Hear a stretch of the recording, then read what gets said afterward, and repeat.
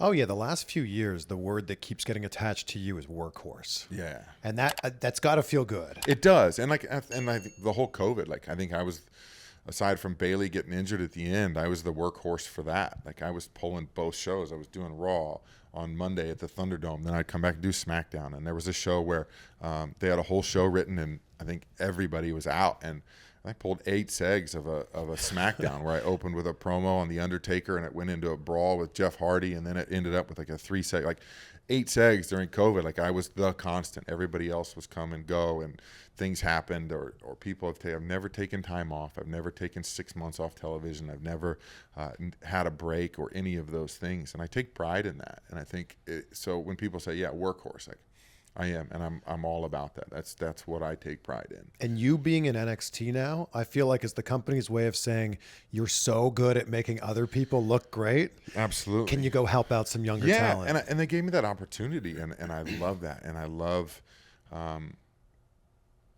getting to work with Sean and Russo and Baldo, like their minds, and it's fresh for me. Like it's fresh for them to get me back after so many years. I've been on the main roster for 8 years, and we've done multiple characters. We all know that, most of which were really good and really awesome. The Lone Wolf was awesome. The King was awesome. The Constable had so much hate. It was crazy. Like I think, Dom's at that level right now where just arenas won't even let him talk. Yeah. And it's amazing. And there'll be people like, no, it's go away. It's not a real thing. Go away. He is not a real thing. It's if they're not making noise, that's go away. Mm-hmm. Like if you're going out there to silence or your music hits and there's nothing, that's go away.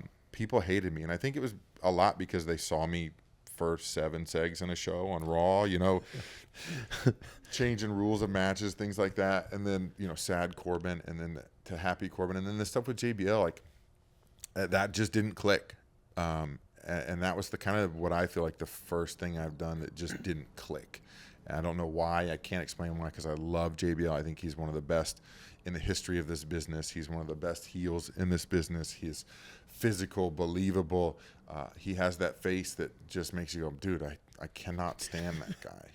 And it didn't work. And then after, I think I was kind of in a weird place of like, well, what do we do now? Like, where do we go? And I was offered to go to NXT, and I was like, yeah, absolutely. Like, let's go. And I see everything as an opportunity. And I saw that as an opportunity to go back, and I go, maybe I can reinvent myself down there. And plus, it gives the WWE audience a break from me. Again, I've been a constant for 8 years on main roster television. Every week. Yeah. I haven't been gone. Everybody takes breaks. I never took a break. And I think the audience may have needed that break. And so being in NXT is giving them a couple months away from me, I think, maybe. But I'm still grinding down there. And, Sean has grabbed on and like, what do you want to do? Like, we want you to work Carmella. What do you want to do, though? And so we explained it. And I said, man, I would love if we can just let me build what I want to be.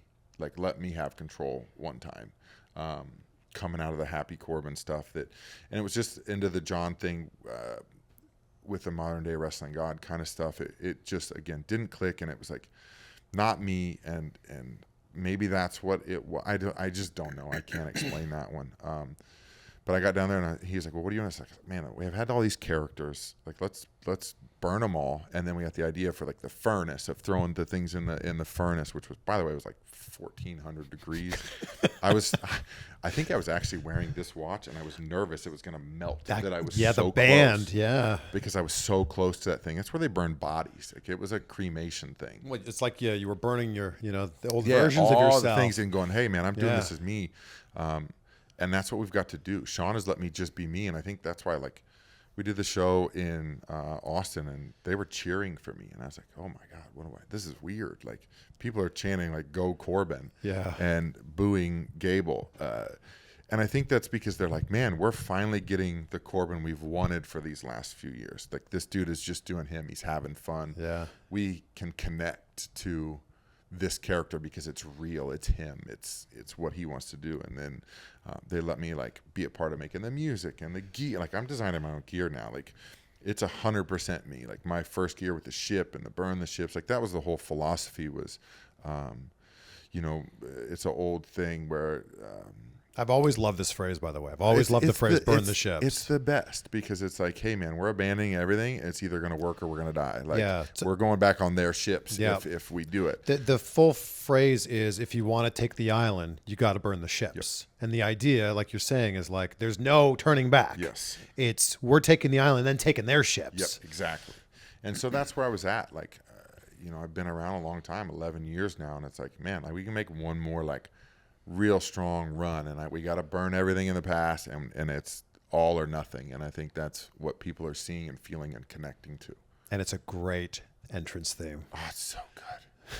I love it. It is so good, and it gets me in that mood. And I think it came out on iTunes this week, and people are like, dude, it's so awesome. And like, it feels good to hear that hit and then walk out and like, it just has that vibe for me. And it was really cool because Neil like really made me a part of the process of making the music.